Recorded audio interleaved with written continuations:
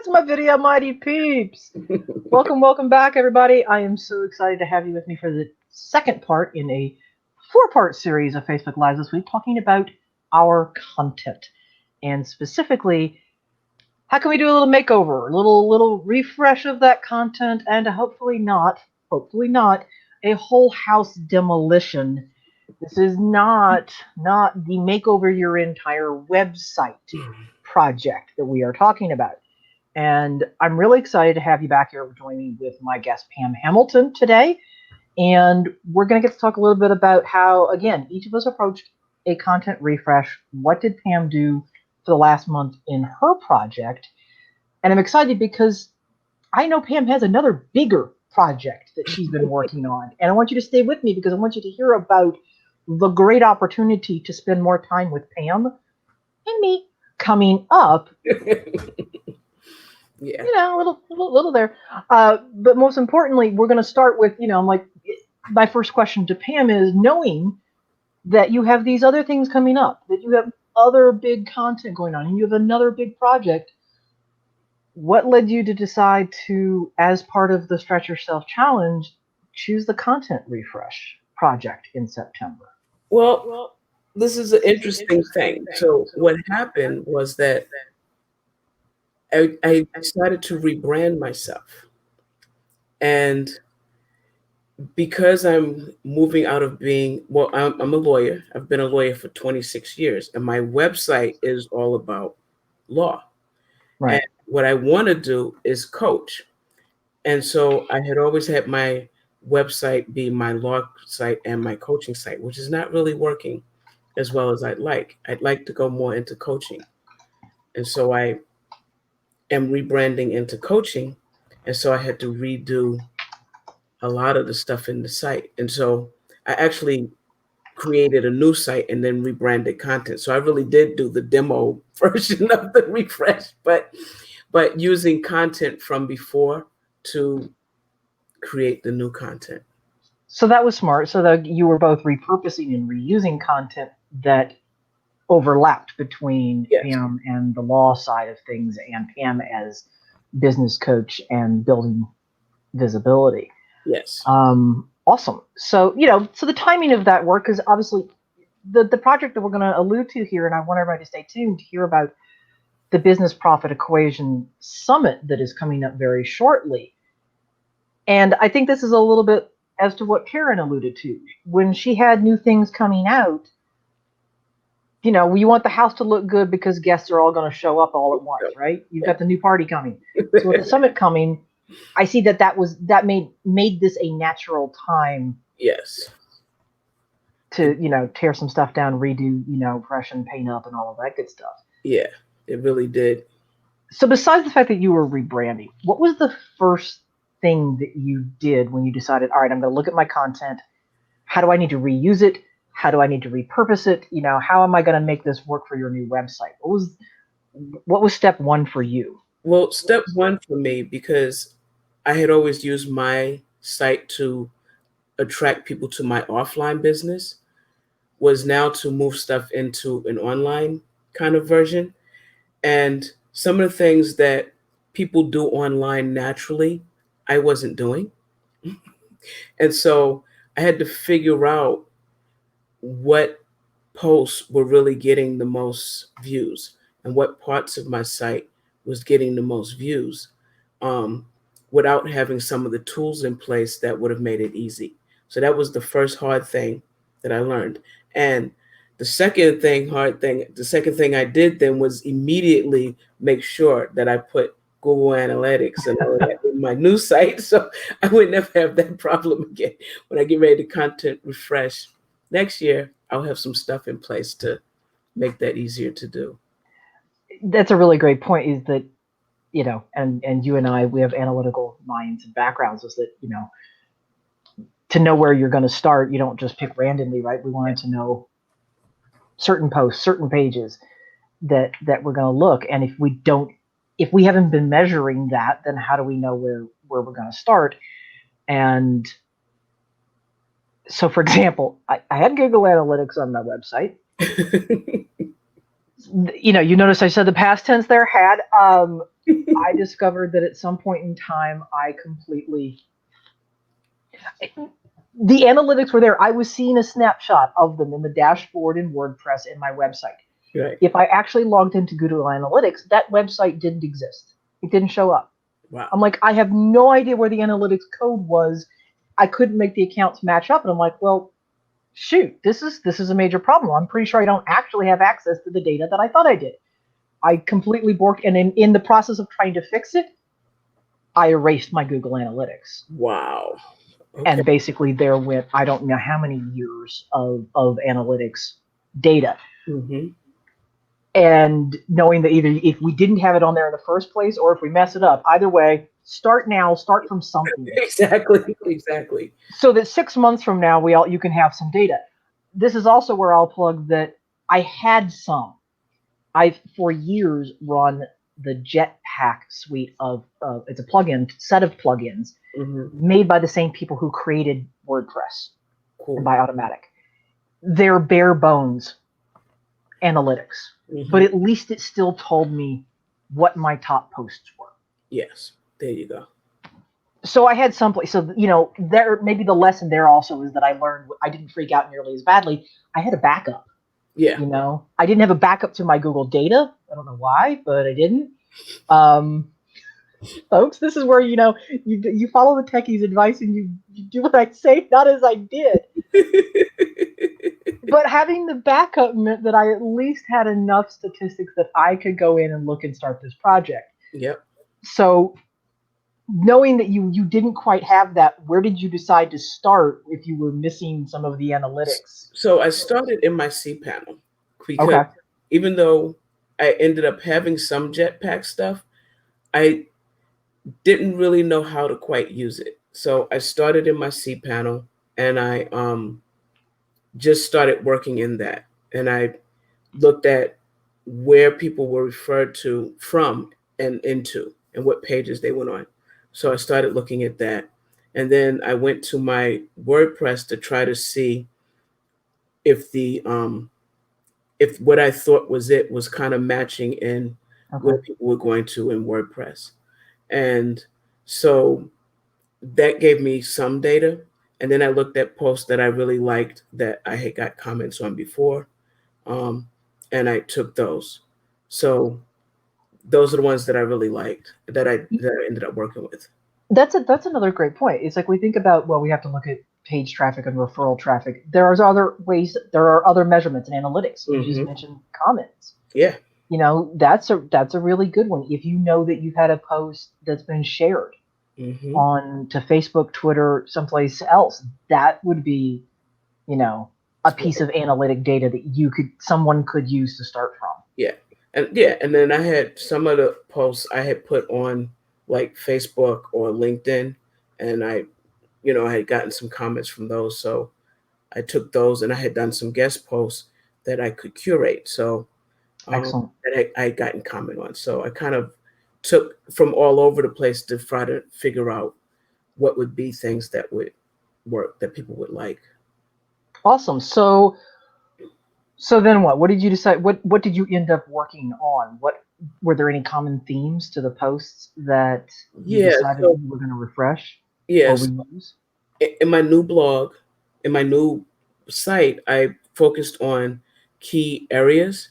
So instead of like trying to do all of the categories I would do for a law thing, I focused on visibility, structure, and systems. And then I took those categories and broke them into subcategories so that I would know where to put stuff. So with visibility, there's mindset, there's marketing, there's all of these things that try to help you get visible. And so I had a visibility category. And then structure, there's business systems and there's planning and there's goal setting. And so I put a category for structure. And then systems, you have the system of how you're going to run your business, how you're going to manage your money, how you're going to scale your growth, how you're going to be in contact with your people. And so I put those things in under that category. And so then it was just a matter of putting the emails in. So because I'm doing this other big summit, this big thing, I've been working a lot on the posts just in on notepads to make it clear and get them done. So like I have articles that I have broken into series. Okay, sure. Because I tend to write really long articles. I don't think any of mine have reached 6,000. You don't quite need Karen's help. For those who are wondering, as Pam just mentioned, my epically long blog post from video number 1. Shout out to Karen Crompton, because Karen sent me a Loom video last night. She took apart my 6,000 word monster blog post. I shared the text of it with her, and she's managed to lop off nearly 2,000 words to this point and help me. So that's amazing.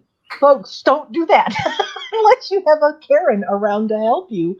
And I highly recommend having Karen around to help you with your stories and your editing. Oh, so I love that idea, and that came up in the discussion yesterday, which was if you do have one idea and you've got a really long one, you're making a series, and that's an excellent way to do that. Yeah, and I thought that was really cool because I heard it yesterday. I was like, oh yeah, that should, when you said it, I was like, 6,000 words, that should be a series. And then y'all said series, but I've naturally, because I write long, I've made stuff into series regularly because it's kind of, I talk long and I write long. Well, and as we talk this through, it's made me realize that, I had thought about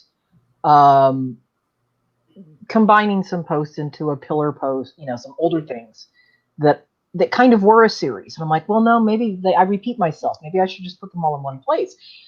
And now I'm thinking through this again and going, no, don't create another 6,000 word blog post, Jennifer. Yes. Exactly. That take out the redundancies, but it may be better to leave them as a series. Mm-hmm. Or I think you mentioned emails. There's the option to take some of those pieces out of those posts for an email series. And there's another way that refreshing our content can also mean looking at it for ways to reuse it. Exactly. Yeah. And so repurpose it.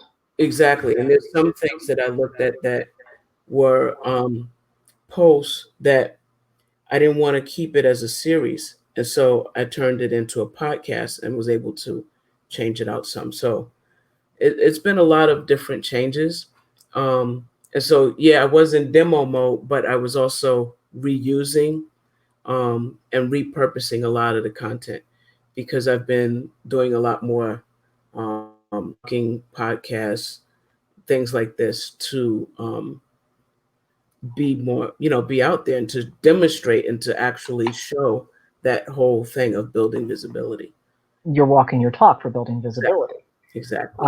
Which everybody's noticed, that's Pam's new website that's on the screen right now. Figure you don't need to know my name or Pam's name at this point. You need to go to find where to go find Pam. So one question for you, what surprised you when you were doing the refresh? It's like, was there something that you're like, wow, I hadn't realized that? Or like me realizing that what I thought was a good post was a 6,000 word monster, or realizing that one of the posts that got the most traffic for me this past year was 5 years old. Were there any surprises like that for you? My surprises were more around doing the work and the tech, and finding tools that made things so much easier that I didn't know.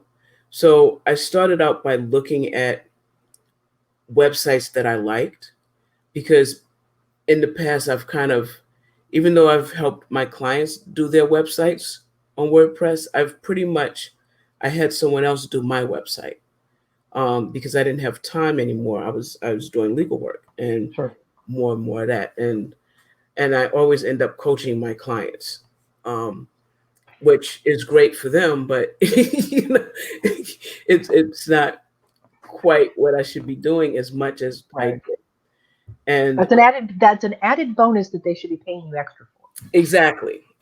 And I don't charge them. I just end up doing it because I like coaching, and so I'm always coaching, and so I wanted to, do what I love. This whole year of being so crazy has helped me tune into just doing more and more and more of what I loved.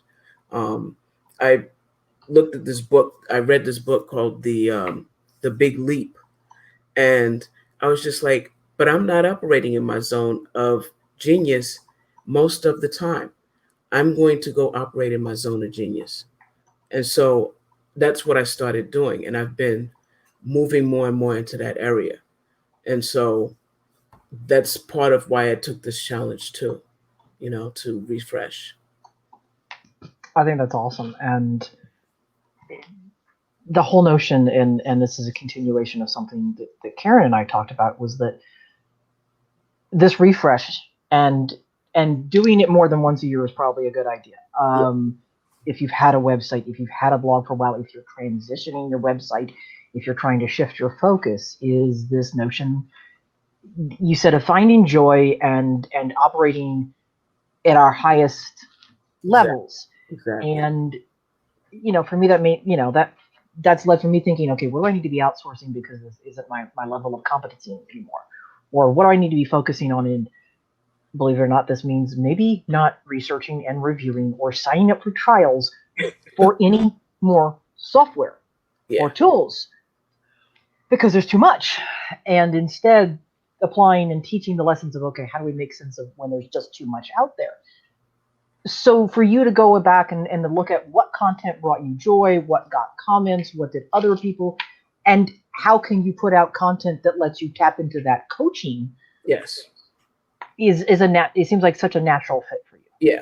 And it was good because there was a lot of things where I focused so much on the legal, and then when I would talk to my clients, I'd have to look at that legal part, but also then go into the rest of what the surrounding issues were. And so this website helped me really combine into the law and the coaching more, from a coaching perspective. And so building in the visibility, building in the systems, building in the structure so that it all kind of flows, right? And so one of the things that I found is I had a lot of clients that, some of them looked like they were successful, but they were so overworked and so overwhelmed, they weren't enjoying what they had created.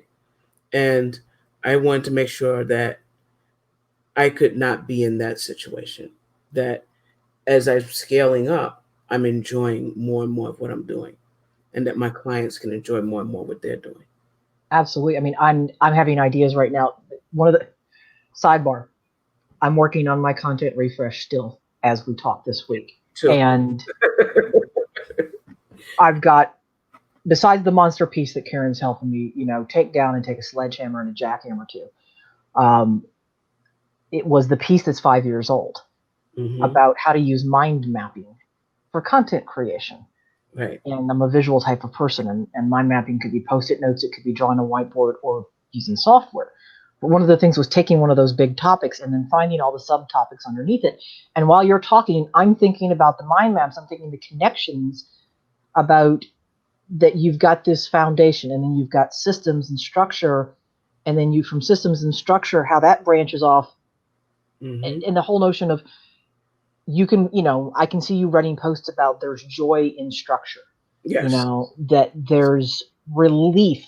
If you have a system and a process, that it's not overwhelming. It means you can hand things off. It means you can explain something to a VA. You can explain something to a business manager, and you get to go back and go do something else. Exactly. And I can see this as a post that you could build on because it brings to that nature of, if you've got that solid foundation under your business and you've got systems and everything else, then you can get to visibility. Then you can get to this. And exactly, because you can't really build a business if you're not visible, right? When you look at how many businesses fail, and they're like, it's a huge number, right? Like 50% just in the first year. And if you go to 10 years out, like 90% of those businesses don't exist anymore. And a lot of that is because nobody ever knew they existed in the first place, and it doesn't matter how great your product is and how great your service is. If nobody knows you exist, it's not helping you. How can you sell to them if they don't know you're around? Right. Absolutely. Part of, like, when we think about we're going into entrepreneurship and we're going to build a business, even if you're thinking about it from joy and passion, on another part of that, you're thinking of wealth building and, you know, being able to pass down things through generations. But you can't do that if your business can't operate without you, Yeah. right? Because part of wealth, a huge part of wealth is time freedom. And the only way you get time freedom, the only way you buy your time back is through leveraging other people's time. And you can't do that if you have to stop your work and try to train them and you're not doing your work and everything's falling apart. You got to figure out systems. You got to be able to replace yourself so that you can more and more go into your zone of genius. And I think that's something key, and I feel like that's a topic we should have a separate master class on a webinar on, is the notion that there's a lot of solopreneurs who got into something, there's a passion for it, they want to do this, but they aren't thinking. And I admit I'm one of those who doesn't think about the legacy building aspect of a business, about replacing myself. Nope, I am my business. It's my brain. It's, you know, Right. But there are a lot of folks who absolutely do get into business to build something that can scale, that can grow, that it shouldn't just be them. You know, and that's the difference almost between a solopreneur and a small business, is that you're Right. creating something that can have that wealth building, generational change in families. Exactly. And you can't do that if you're the roadblock. Exactly. And a lot of times we're the bottleneck that stops everything. And so if you're the bottleneck that's stopping everything, you don't get to grow your business because it can't operate or move without you. And so you stay a solopreneur, and then you get to a point where you want to retire and you can't retire because you're the whole thing. You're the chief cook and bottle maker. And even if you have someone helping you, it's not enough, because when you try to sell it, there's nothing for you to sell. There's not an asset. And I think, folks, that's something, if you're watching, to think about, if what your end goals are in the business. Do you have those end goals? What are they? And to think about backwards in terms of, because we're talking content here, what content is going to help support you in creating visibility, in creating foundations, and is setting you apart in your business. Exactly. But that isn't complete, but that if your end goal is scaling and retirement and selling a business, then that your content, A, be more evergreen, and B, not be so reliant on you and your brain. And this is why you want to get to the part when you're creating this content that you can look to others, that you can get help from others, that you can collaborate, that you can outsource.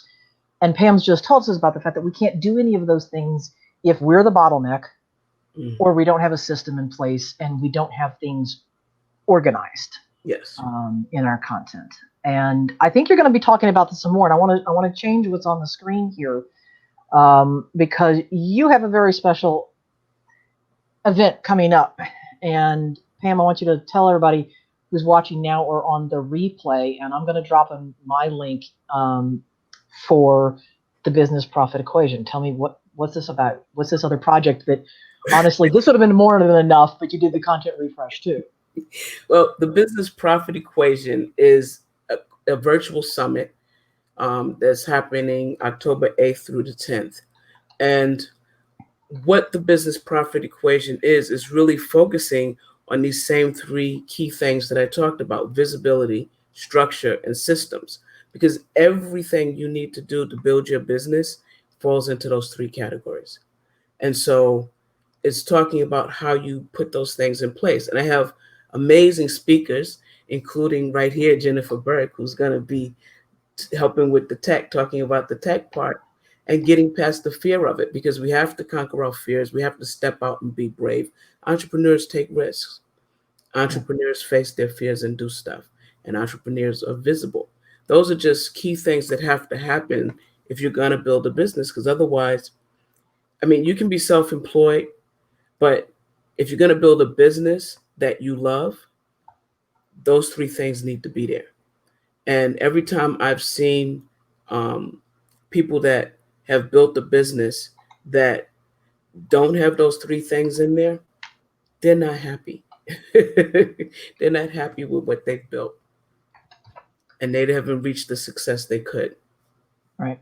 And I think it's awesome that you're giving the opportunities and you're honing in on bringing additional experts and voices in to talk about that so that people can build it. And that you talk about the fact that, businesses, profit, we're doing what we do because we want to help people, because we have a passion for it, but also because it is a money-making endeavor to do so, and that helps us to help them. Right. You I'm want to be able dropping to my make a own. living. If you can't make a living at it, then how are you going to help other people? You got to put your oxygen mask on first. I love that. I hope that's an analogy you use during the summit. There should be a slide or something like that. There should be a picture with that. That would be a good one.